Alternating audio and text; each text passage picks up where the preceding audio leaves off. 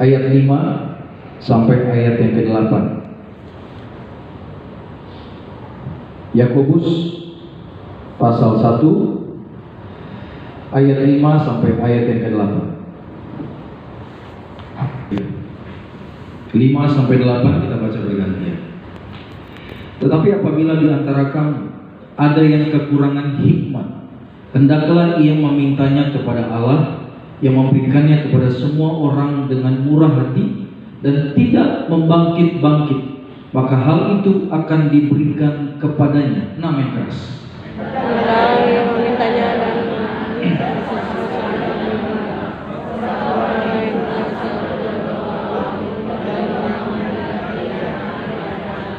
Tetapi orang yang demikian janganlah mengira bahwa ia akan menerima sesuatu dari Tuhan. Yang keras, 8. sebab orang yang mendua hati tidak akan pulang dalam hidupnya. Puji Tuhan. Saudaraku, pada malam hari ini kita akan belajar tentang bagaimana caranya mendapatkan tuntunan dari Tuhan. Saya percaya kita pasti pernah merasakan di mana Bapak, Ibu, dan saya ada masalah, tapi kita bingung jalan keluarnya. Ya, kita tidak tahu apa yang harus kita lakukan. Yang pernah mengalami bilang amin dulu. Amin. Haleluya. Bahkan kalau ada istilah, kalau nggak maju mundur, kalau nggak ke kanan ya ke kiri. Tapi ada kalanya ke depan ke belakang pun nggak bisa, saudara. Betul. Kiri kanan pun kita nggak yakin kalau itu adalah jalan keluar yang terbaik. Itulah sebabnya khotbah saya hari Minggu kemarin saya berkata begini. Kalau Bapak Ibu sekarang sedang menantikan mujizat, kalau sekarang ini Bapak Ibu sedang menantikan pertolongan Tuhan, dan tiba-tiba seakan-akan ada pintu yang terbuka, jangan cepat-cepat masuk ke pintu itu. Tanya Tuhan, yang buka pintu itu siapa? Tuhan atau yang lain? Gitu. Kenapa demikian? Karena setan bisa juga seakan-akan menipu kita, seakan-akan itu jalan keluar dari Tuhan. Kita kalau gegabah masuk ke jalan situ dan ternyata itu bukan Tuhan yang buka pintu itu, habis kita. Karena itu pastikan ketika buka itu. Kalau bukan Tuhan, jangan pernah mendekat kepada pintu itu, karena di dalamnya banyak sekali hal-hal yang menakutkan yang iblis sedang rancangkan untuk merusak hidup kita. Tapi kalau Tuhan yang buka, percayalah di dalam ada berkat-berkat yang besar. Amin. Tepuk tangan dulu yang mulia buat Tuhan kita Yesus. Jadi di sini Tuhan mengajarkan Bapak Ibu dan saya betapa pentingnya kita ini mengandalkan Tuhan. Nah, tapi mungkin menjadi pertanyaan, sebatas apa kita selalu tanya sama Tuhan? Dalam hal apa saja kita wajib tanya sama Tuhan? Saya mau tanya Bapak Ibu, di Alkitab tertulis nggak siapa jodoh kita? Enggak. Ditulis nggak? Enggak. Ditulis nggak kita sekolah di mana, nanti kuliah di mana, atau kerja di mana? Ditulis nggak? Tidak. Nanti punya rumah di mana? Tidak. Punya kendaraan apa? Gak ada, saudara. Gak ada Bapak Ibu. Mau pelayanan di mana, mau bergereja di mana. Alkitab tidak menulis hal-hal itu secara terperinci. Tetapi Bapak Ibu dan saya, ya, ketika kita hidupnya dipimpin oleh Tuhan, maka semua apapun yang menjadi dilema pergumulan dalam kehidupan Bapak Ibu, percayalah satu persatu Tuhan sudah sediakan jalan keluar. Amin. Satu persatu Tuhan sudah sediakan mujizat yang besar. Amin. Nah, ketika kita di dalam pergumulan dan kita tidak tahu apa jalan keluar, lebih baik diam. Itu dia. Ada orang yang berkata begini, kalau lagi marah jangan ambil keputusan. Itu benar, saudara. Nah, sama kalau lagi bingung, kalau lagi Bapak Ibu takut, jangan buru-buru ambil keputusan. Seringkali nanti yang kita ambil itu ternyata bukan yang Tuhan mau. Jadi apa yang harus kita lakukan ketika kita dalam tekanan yang besar dan luar biasa? Nggak ada yang lain Bapak Ibu. Berdoalah, datang sama Tuhan Yesus. Pada ayat yang ke-5 dikatakan begini. Tetapi apabila di antara kamu ada yang kekurangan hikmat, katakan kekurangan hikmat. Apa yang Tuhan ajarkan? Hendaklah ia. Nah ini dia. Kalau ada yang kekurangan hikmat, artinya ketika kita bingung, Apa yang menjadi keputusan Tuhan dalam setiap masalah pergumulan kita? Apa yang harus kita lakukan dalam setiap tantangan-tantangan kehidupan kita? Tuhan ada masalah di pekerjaan Tuhan. Tuhan ada masalah dalam pernikahan. Tuhan ada masalah Tuhan di dalam pelayanan. Tuhan ada masalah di mana? Tuhan mau Bapak Ibu datang tanya sama Tuhan. Minta hikmat Tuhan. Sumber hikmat ada dua, Tuhan dengan dunia. Itu dia. Jadi ternyata sebagai anak-anak Tuhan Bapak Ibu gak ada yang lain. Bagaimana supaya Bapak Ibu mendapatkan jawaban yang terbaik?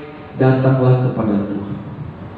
Jadi kalau kita saat malam ini merasa kita kurang hikmat, ya wajar karena kita manusia.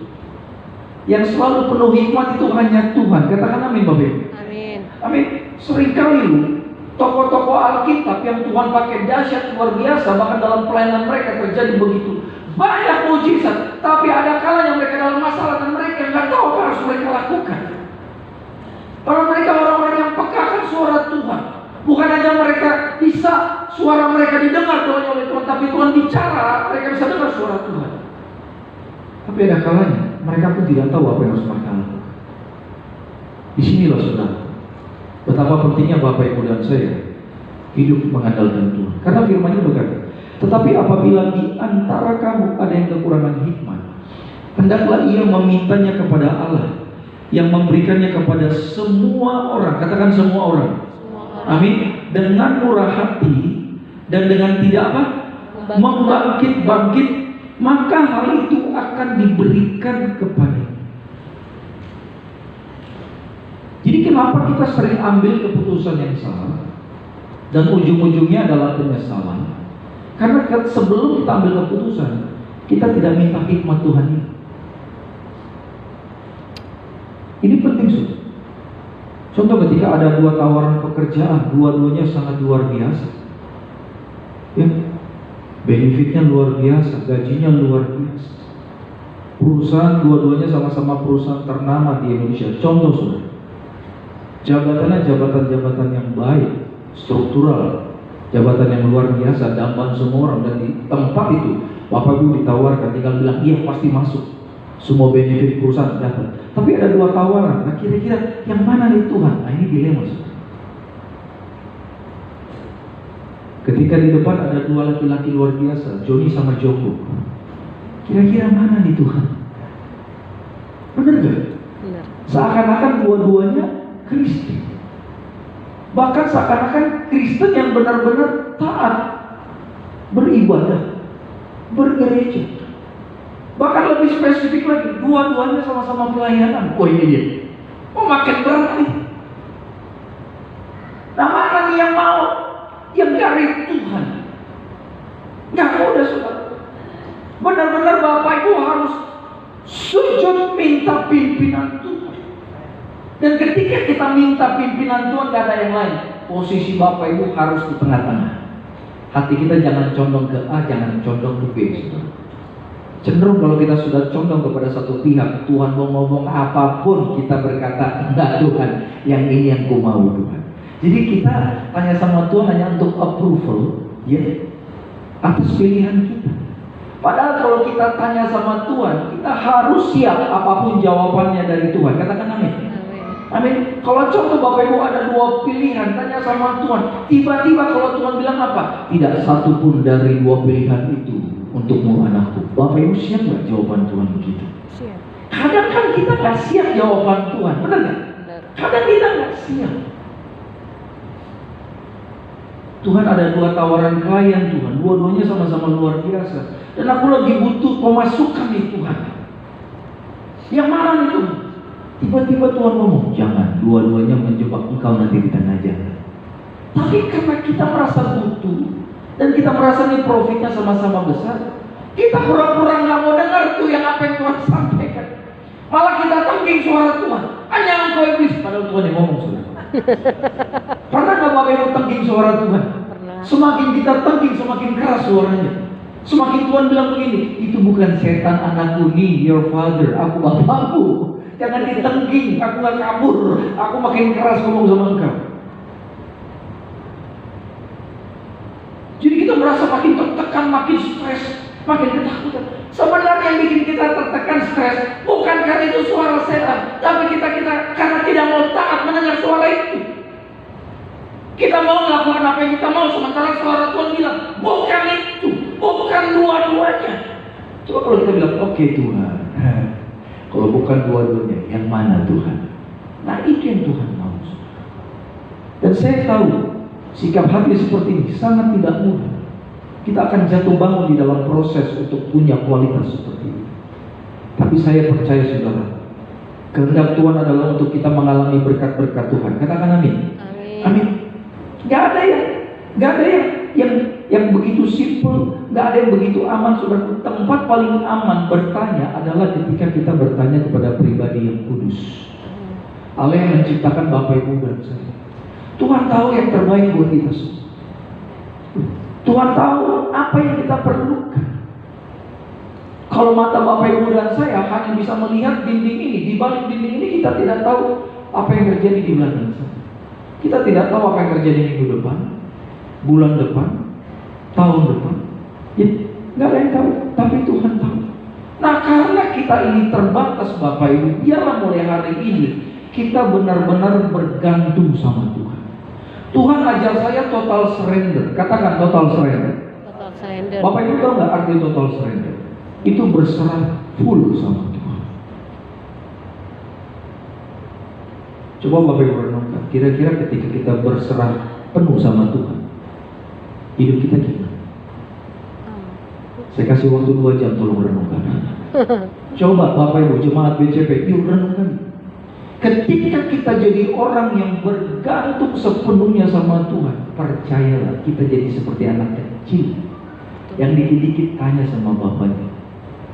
Anak saya yang nomor 3, saudaraku, wah itu umurnya hampir 11 tahun. Tapi tiap hari pertanyaannya saya itu mungkin ada 100 Bapak Ibu. Sampai kadang saya kewalahan untuk menjawab pertanyaan dia. Hal detail saja, hal yang kecil saja dia tanya, kadang bikin saya nggak bisa jawab. Dia begitu bergantung kepada saya dan istri saya. Hampir semua hal dia tanya.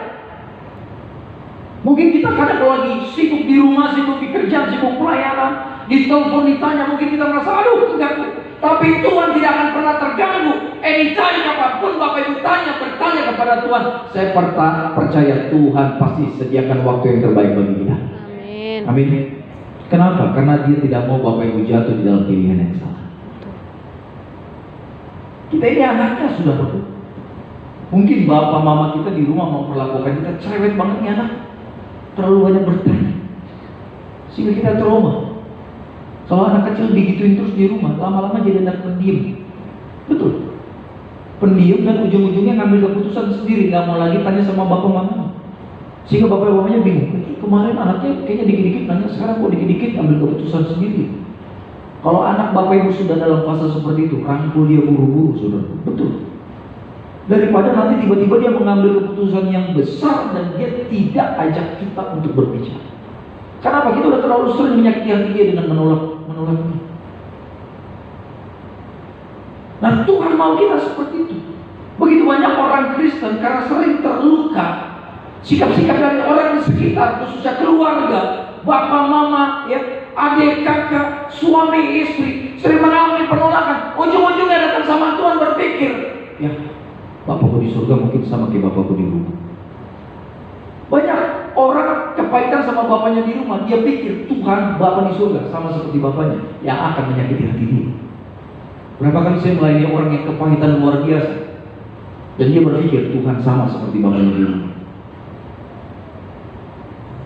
Itulah sebabnya saudara, mulai hari ini belajar berserah sepenuhnya kepada Tuhan. Katakan amin. Amin. Amin. Ketika kita berani total surrender sama Tuhan, itu semua yang ada di dalam perencanaan Bapak Ibu ke depan, keinginan-keinginan kita, hasrat kita Bapak Ibu, semua kehendak kita, itu kita serahkan semua sama Tuhan. Enggak mudah loh. Enggak mudah berkata Tuhan semua hidupku milikmu, atur sebaik-baiknya Tuhan. Enggak mudah. Apalagi kalau Bapak Ibu punya agenda ke depan, punya rencana-rencana. Oh, berarti kita jadi orang Kristen nggak boleh punya perencanaan? Oh, salah. Kita tetap harus membuat perencanaan, tapi kemudian kita izinkan Tuhan sebagai pengambil keputusan terakhir. Amin. Amin. Serahkan sama Tuhan. Tuhan benci orang malas. Ada 7 dosa besar. Saya pernah khotbahkan. 7 dosa diwakili oleh 7 setan besar. Yang pertama Lucifer, ini roh kesombongan. Hati-hati. Ya. Ini malaikat paling hebat di surga, tapi dibuang sama Tuhan karena sombong. Jadi begitu kita merasa lebih hebat dari orang lain, hati-hati, itu rohnya dari Lucifer. Saya ingat ketika di kampus, ya tahun-tahun kita bikin retreat sekitar tahun, nggak usah disebut lah, nanti tahu umurnya ya. Rahasia saya aja lah sama Tuhan ya. Ya kan, lagi retreat saudaraku WL-nya itu luar biasa, seorang wanita teman kuliah saya, adik kelas saya, sekarang sudah tentara, pangkatnya sudah tinggi, satu langkah lagi mungkin udah bintang, perempuan hebat, cinta tuh di pelayanan. Nah, pelayanannya sebagai seorang WL. Ketika dia lagi pujian penyembahan, itu hadirat Tuhan luar biasa. Betul. Orang yang pernah merasakan hadirat Tuhan itu seperti apa, orang itu akan tahu di ibadah itu ada hadirat Tuhan atau tidak. Ingat dia bilang amin. Amin.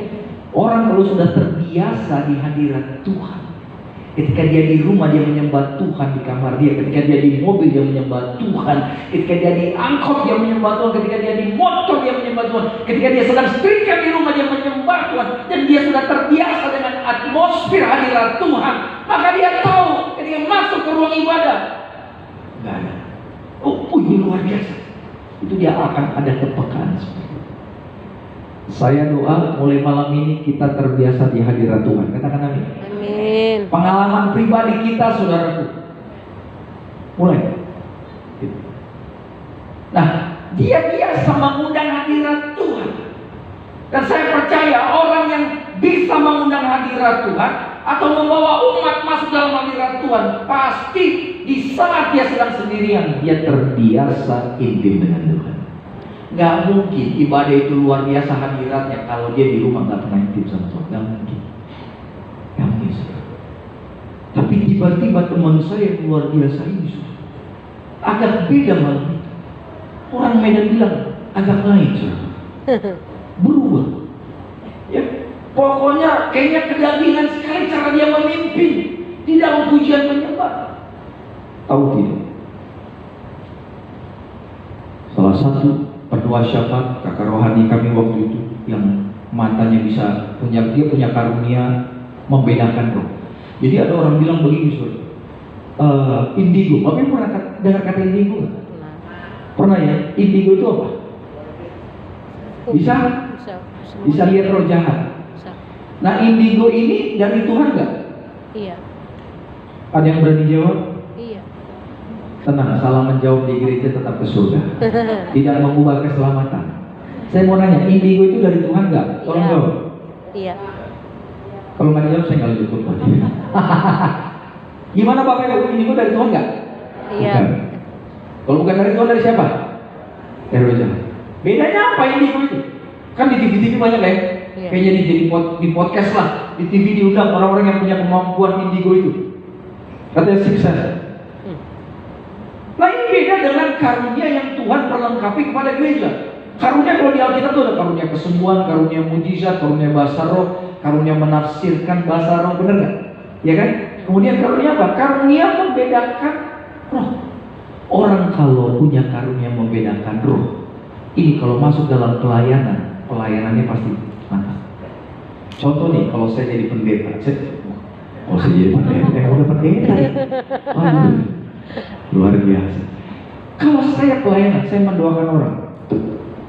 Kalau saya tidak punya karunia membedakan roh, saya akan lama mendoakan dia. Karena saya nggak tahu masalah dia apa. Gitu. Malah kalau ada orang yang konflik, pelepasan apa segala macam sakit penyakit, mungkin saya bisa melayani dia selama 2-3 minggu, saudara, untuk benar-benar tahu masalah dia apa. Tapi kalau orang punya karunia membedakan roh, langsung dia bisa tahu ada roh apa di dalam orang itu. Detik itu juga Tuhan ngomong. Jadi ada orang mungkin sakitnya sama-sama kanker nih, stadium 4, sama-sama kanker. Tapi tiba-tiba orang yang pertama yang sakit kanker stadium 4, Tuhan bilang dia kanker karena apa? Dia ada roh kepahitan. Kalau ini roh kanker, kenapa dia disantet? Nah itu dia. Bisa sama-sama sakitnya kanker, sama-sama stadium 4, tapi rohnya beda. Katakan amin. Amin. Jadi orang yang punya karunia membedakan roh, dia bisa tahu ada roh apa di situ, dan dia bisa punya kuasa untuk mengusir dan menghancurkan roh jahat. Tapi kalau orang yang hanya punya indigo, saudara, bisa lihat tapi ketakutan, gak berani mengusir. Itu beda. Makanya kalau ada orang ya bisa lihat setan tapi nggak berani ngusir, buru-buru didoain, itu kutuk. Itu kutuk. Biasanya nih, kenapa dia bisa begitu matanya terang? Di atas dia pasti pernah main perdukunan. Kakeknya kah, bapak mamanya kah, ya orang tua kakeknya kah, atau kakek dari kakeknya kah, itu di atas. Nah, kakak kelas saya melihat di belakang teman kita yang lagi puji Tuhan zaman apa, keren. Ternyata di belakang siapa? Lucifer. Dia buka celah, ternyata dia pengen kelihatan wah malam itu. Ini ngeri. Dia pengen kelihatan keren, dia pengen menjadi WL beda dari WL yang lain. Padahal sebelumnya Tuhan selalu pakai dia luar biasa. Lewat pelayanan dia orang bisa meneteskan air mata ketika penyembahan, bahkan orang bisa bersuka cita ketika dia memimpin di dalam pujian. Tapi malam itu dia pengen dinilai orang, dia keren. Roh kesombongan masuk, Lucifer bilang lebih baik. Itu sudah. Tapi ada selain ada roh kesombongan, ada roh apa lagi? Ternyata ada roh, saudaraku, yang menyerang orang itu, roh yang namanya roh kemalasan. Pernah nggak di sini Bapak Ibu apa-apa nunda? Tarsok. Pernah. Sampai akhirnya 10 tahun nggak dikerjain. Ada nggak? Tarsok, semua tarsok. Itu jangan anggap biasa, itu ada roh jahat. Itu namanya roh kemalasan. Dari 7 setan besar, ini 7 ini dulu malaikat surga, dilempar sama Tuhan. Pemimpinnya si Lucifer. Ya, di sini ada roh Mamon. Ada roh Mamon ini roh yang berbahaya. Ini jenderal dalam kerajaan kegelapan. Alkitab bilang, akar dari segala kejahatan apa? Cinta uang. Siapa cinta uang? Nih, roh Mamon. Gitu. Roh Mamon ini apa? Orang yang mengejar harta dengan kekuatannya dan bukan dengan hikmat Tuhan. Hati-hati. Ketika kau mengejar kekayaan dunia tapi dengan kekuatanmu, dengan ambisi manusia, itu sudah celah roh Mamon menyerang. Hati-hati. Tapi kalau Bapak, setiap kita perlu uang. Ada yang nggak perlu uang datang ibadah di sini? Parkir perlu uang nggak? Nggak ada yang jawab lagi, saudara. Parkir perlu uang nggak? Beli cemilan? Perlu. Beli aqua perlu? Perlu. Bawa persembahan pasti bawa uang, benar nggak? Itu. Tapi yang membedakan kita sama orang yang terikat roh Mamon, kita percaya berkat itu Tuhan yang hadirkan dalam kehidupan kita. Tapi kalau pikiran kita adalah kemana dapat uang, gimana kaya, tapi dengan cara sendiri, hanya berbahaya. Ya. Hati-hati. Dulu saya pernah terperangkap setelah ini. Pulang dari Amerika sebagai anak muda, uang saya banyak. Saya main saham, saudaraku. Uang saya berlipat kali ganda. Sebagai anak muda punya uang MM-an dari main saham. Wih, sombong.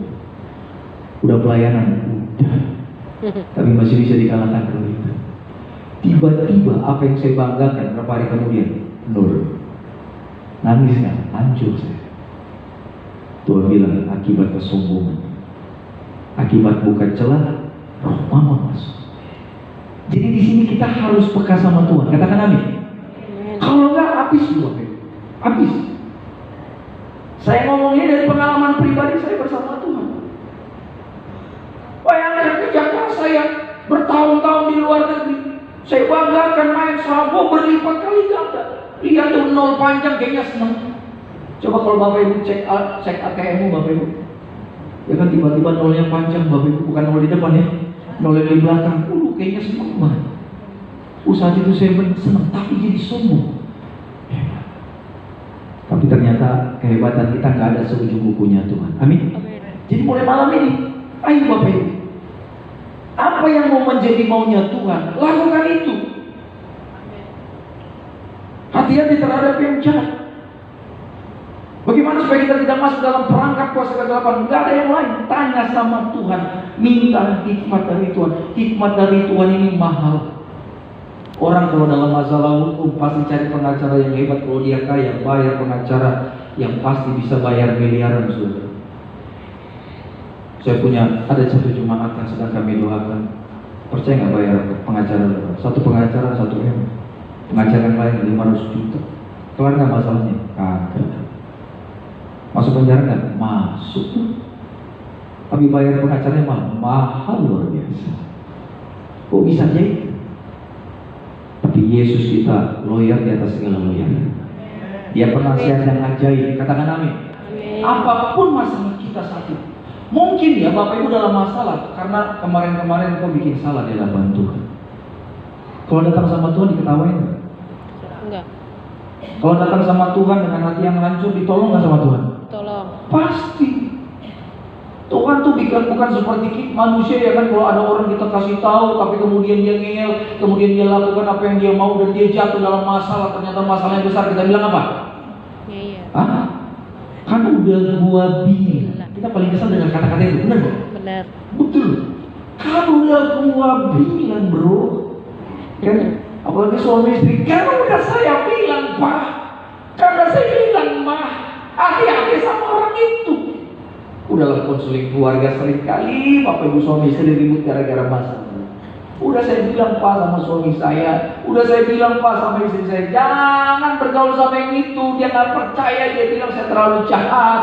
Dia berusaha untuk menjauhkan saya dari teman-teman saya. Ujung-ujungnya hancur Pak. Tapi kalau datang sama Tuhan, coba bayangkan anak yang terhilang, ya. Begitu dia menghabiskan kekayaan bapaknya, salah nggak? Salah. Salahnya besar, mencoreng nama baik bapaknya di luar sana. Anak orang kaya tapi mau makan nggak bisa. Masuk kandang babi bukan tujuan untuk jaga babi, untuk join sharing food sama babi, tapi nggak dikasih. Bapak Ibu tahu bagaimana wanginya makanan babi? Ada yang tahu? Saya tahu. Ya, saya dulu kuliah di Manado, merantau. Bertahun-tahun saya pelihara babi, saudara. Betul, untuk uang wisuda saya, untuk uang skripsi saya pelihara babi. Jadi babi saya itu keren.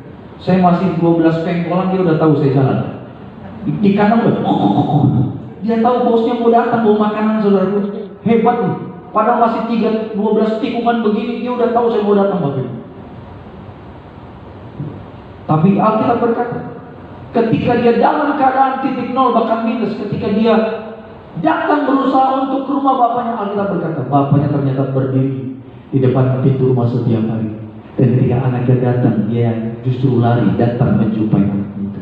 Percaya, Bapak kita sama, katakan amin. Tapi jangan karena kebenaran ini kemudian kita berkata, ya udahlah sekarang mas santai ini, bikin apa yang ku mau. Nanti juga Tuhan terima saya apa adanya. Memang diterima apa adanya, tapi dosa itu ada konsekuensinya. Ya. Kayak orang Bapak Ibu nabrak orang, sampai orang yang ditabrak mati.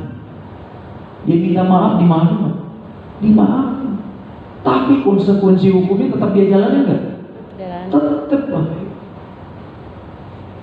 Itulah sebabnya kita sebagai anak Tuhan belajar mulai malam hari ini. Yuk, apapun keputusan yang kita mau ambil, pikir ke depan.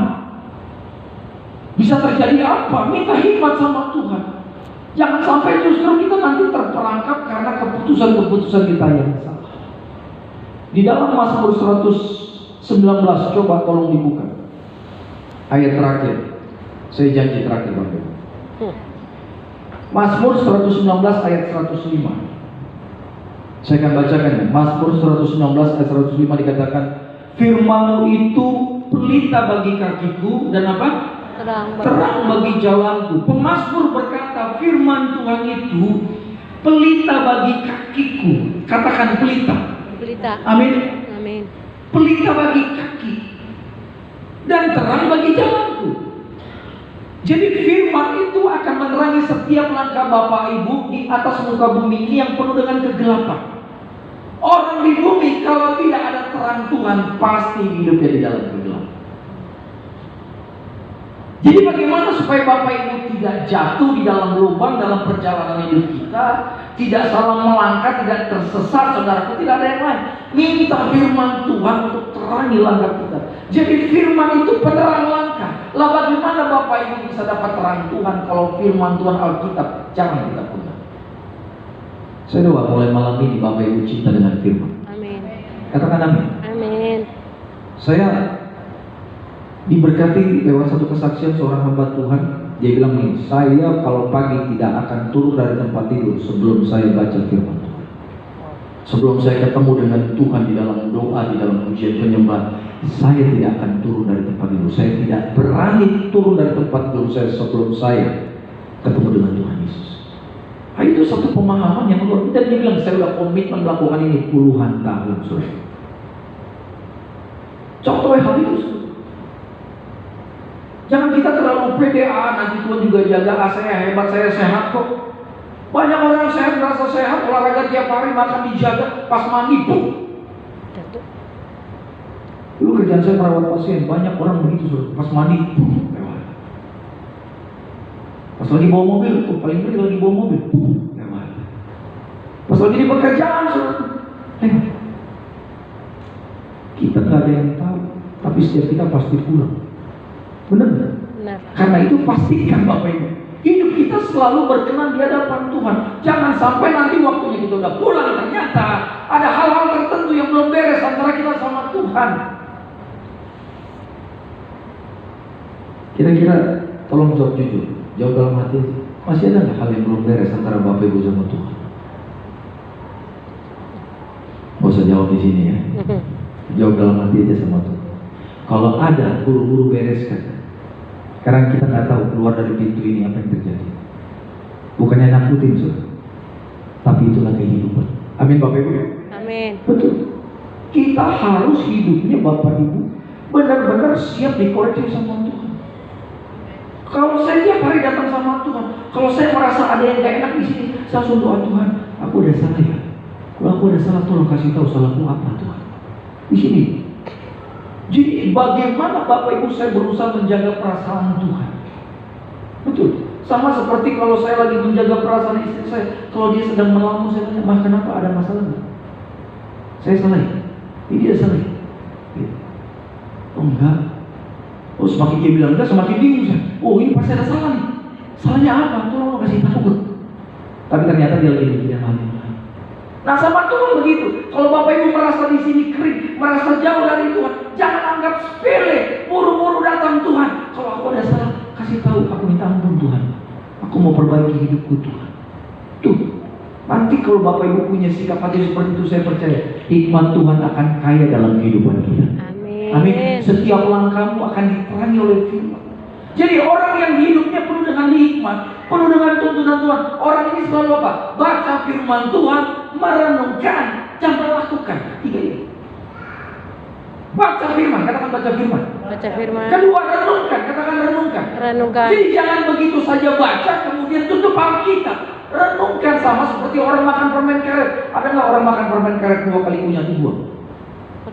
Orang kalau hobi makan permen karet sama seperti saya, saudara, itu pasti sampai manis yang detik terakhir itu dia harus dapat. Dikunyah. Sama firman Tuhan tuh begitu. Dikunyah. Maksud Tuhan apa ya? Renungkan. Makanya firman Tuhan katakan apa? Merenungkan firman Tuhan siang dan malam. Coba kalau tiap hari otak kita renungkan firman, kira-kira ada nggak kesempatan kita bikin dosa? Ada. Kira-kira ada nggak kesempatan kita sakit hati, kepahitan sama orang? Emosi, marah, membalas dendam? Gak ada. Kalau siap malam firman kita renungkan, gak mungkin dosa punya kesempatan masuk dan menguasai kita. Bisa gak roh ketakutan masuk menyerang kita? Kalau firman selalu di sini, gak akan. Bisa gak roh keraguan? Gak akan. Lama baca firman, renungkan, dan setelah renungkan nanti Tuhan pasti bicara. Setelah dengar suara Tuhan, lakukan. Jangan sampai direnungkan. Banyak orang Kristen sampai mendengar suara Tuhan tapi tidak mau taat. Jangan sampai kita dapat arahan dari Tuhan, lakukan ini, atau ambil pilihan A, atau ambil pilihan C, jangan yang A, jangan yang B, yang C, atau semuanya jangan. Tunggu, aku sudah siapkan yang terbaik. Kita sudah tahu arahan dari Tuhan, tapi begitu datang perintahnya kita tidak mau lakukan. Hati-hati Bapak Ibu. Ini dianggap dengan ketidaktaatan. Jadi inti malam hari ini nggak ada yang lain. Tuhan mengingatkan kepada kita, jadilah orang yang berhikmat. Bagaimana supaya Bapak Ibu dan saya menjadi orang yang berhikmat? Orang berhikmat artinya apa? Satu, orang yang jalannya dipimpin oleh Tuhan. Amin. Dia tahu apa isi hatinya Tuhan. Katakan amin. Amin. Amin. Orang yang tahu isi hati kita itu pasti orang yang dekat sama kita. Orang yang bisa tahu isi hati Tuhan, orang itu pasti orang yang dekat sama Tuhan. Orang yang bisa dipercaya sama Tuhan. Maaf kalau masih jatuh bangun dalam dosa, mau doanya bolong-bolong, baca firman jarang, gak mungkin kita jadi orang yang dipercaya sama Tuhan. Jadilah orang yang bisa dipercaya sama Tuhan. Bangun kredibilitas. Kerohanianmu harus dibangun jadi orang yang kuat di dalam Kristus. Maka firman itu akan datang dan kemudian menerangi setiap langkah kita. Percayalah, kemenangan demi kemenangan akan terjadi. Saya doa apapun pergumulan Bapak Ibu malam ini, kita punya iman Tuhan kita lebih besar dari masalah kita. Tepukan dulu yang beriman buat Yesus. Bapak yang baik, puji syukur kami naikkan kepadamu. Kami berterima kasih buat firman yang telah kami dengar malam ini. Kami akan bersatu dengan kuasa tubuh dan darah Tuhan Yesus sebagai ucapan syukur. Sebelumnya kami akan membawa persembahan kami. Ajar kami membawa yang terbaik, ajar kami membawa dengan sukacita. Di dalam nama Tuhan Yesus, Bapak Ibu yang siap memberkati pelayanan gereja Tiberias, mari semua bersama-sama kita katakan amin.